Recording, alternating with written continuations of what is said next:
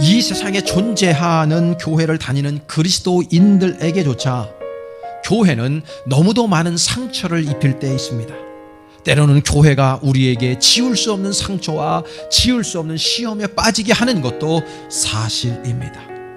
그러나 우리가 교회를 떠날 수 없는 이유는 교회는 우리 신앙의 모체일 뿐만 아니라 교회는 하나님 아버지께서 임재하시겠다고 약속해 주신 장소이기 때문입니다. 교회를 가까이 한다는 말은 다른 말로 하면 하나님을 가까이 하는 증거도 되는 것입니다. 오늘 본문에서 스데반은 자신의 설교에서 요셉이라고 하는 한참 전에 조상을 소환해내 그 말씀을 나누고 있음을 보게 됩니다. 사실 요셉은 구약에서 예수님을 가장 많이 닮아 있는 사람이기 때문에 요셉을 예수님의 모형이라고 대부분의 신학자들이 동의합니다. 요셉이라고 하는 사람은 애굽을 비롯해서 팔레스틴 근동에 있는 사람들을 가뭄 때에 살리는 역할을 했고요. 예수님은 온 인류를 구원해내는 놀라운 역사를 일으키는 분이었음을 우리는 보게 될 때 요셉과 예수님은 굉장히 많이 닮아 있다라는 것을 알 수가 있어요. 그렇다면 스데반은 왜 요셉을 자신의 설교에 소환하고 있는 것일까? 첫째, 요셉은요, 하나님이 늘 함께했던 사람이었다는 것을 배울 수가 있어요. 하나님이 늘 함께하는 사람이었다라고 하는 것입니다. 오늘 보면 9절 말씀 하반절에 보면 하나님이 그와 함께 계셔. 영어 성경은 God was with him 이라고 표현하고 있습니다. 하나님이 늘 그와 함께 하셨다라고 하는 것입니다. 요셉에 있어서의 행복의 기준은 어떤 성공이 아니었어요.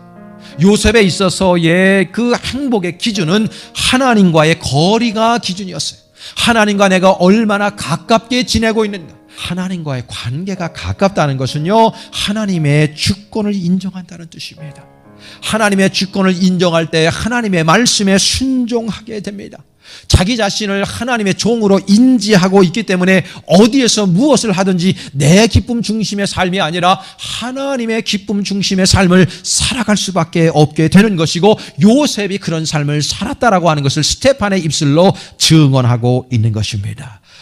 여러분, 요셉이 늘 하나님과 가까이 지내니까 하나님 아버지 앞에 복을 받아 누리지 않을 수가 없었다는 것입니다. 창세기 39장 2절에 보면요, 여호와께서 요셉과 함께 하심으로 그가 형통한 자가 되었다고 표현해요. 여러분, 영어 성경에 보면 prosperity, 형통했다는 말은요, 번영했다는 뜻으로 번역하고 있어요.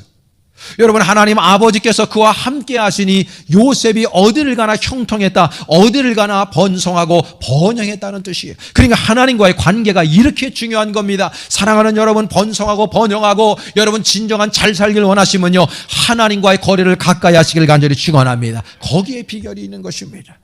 두 번째는요, 요셉을 소환한 이유가 있어요. 요셉은 받은 복을 섬김으로 연결시킨 사람이었기 때문입니다. 이게 중요해요. 여러분, 요셉의 인생을 보면 태어나서 17살 먹을 때까지는요, 요셉은 꽃길이었어요. 삶이. 아버지 야곱에게 가장 사랑받는 아들이었고 다른 10명의 형들과 다른 옷을 입었어요. 마치 정말 귀한 왕자처럼 대우를 받으며 17년을 살았어요. 근데 형제들의 시기를 받고요, 이 친구는요, 형들에 의해서 애굽의 은삼십에 팔려갑니다. 보디발의 집에 팔려가서 거기에서 노예 생활을 했어요. 얼마나 분했겠어요. 얼마나 아팠겠어요, 마음이. 잠을 자다가도 벌떡벌떡 일어났을 거고요. 웬만한 사람 같으면 밥도 못 먹었을 거예요. 근데 요셉은요, 성실하게 살았어요. 베푸는 삶을 살았고, 나누는 삶을 살았고, 섬기는 삶을 살았고, 사랑하는 삶을 살았고, 헌신하는 삶을 살았어요. 그러다 보니까 그 관원들에게도 칭찬을 듣는 사람이 되었고, 거기에서 술 관원장을 만납니다. 그래서 술 관원장의 도움을 통해서 바로왕의 꿈을 해석하는 사람이 되었고, 결국은 바로왕의 신망을 얻어서 총리 대신에까지 올라갔어요. 하나님이 요셉의 인생에 더하기가 되는 거예요.